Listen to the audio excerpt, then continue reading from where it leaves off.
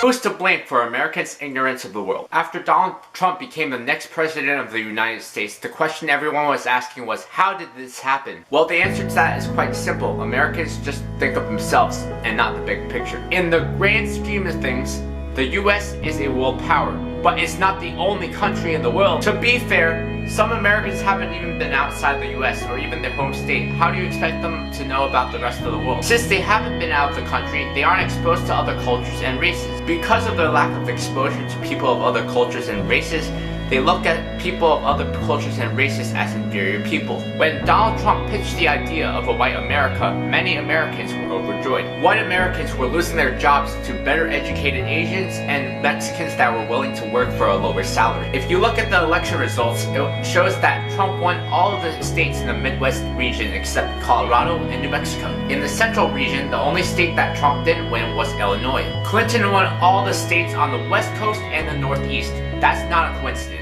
This is because the people living on the West Coast and the Northeast regions in the US have a lot more exposure to people of other races. Americans are the most annoying tourists anywhere they go. In fact, they are so annoying, they make up their own category. When you visit a new place, you don't want to be a typical American. What is a typical American anyways? A typical American is loud, they always look for American food even if they're in a foreign country, and they are unaware of other people's cultures. Not all Americans are like this, just the ignorant ones. Who's to blame for Americans' ignorance of the world? Can anything be done to fix this? Obviously, Americans are to blame for their own ignorance of the world. They simply need to realize that America is not the only country that exists. With Trump as the president of the United States, the biggest concern is his relationship with Vladimir Putin. How did Americans not realize that Trump being friends with Vladimir Putin was a bad thing? Americans just wanted the good old America back, but they conveniently overlooked the fact that who the president of the US is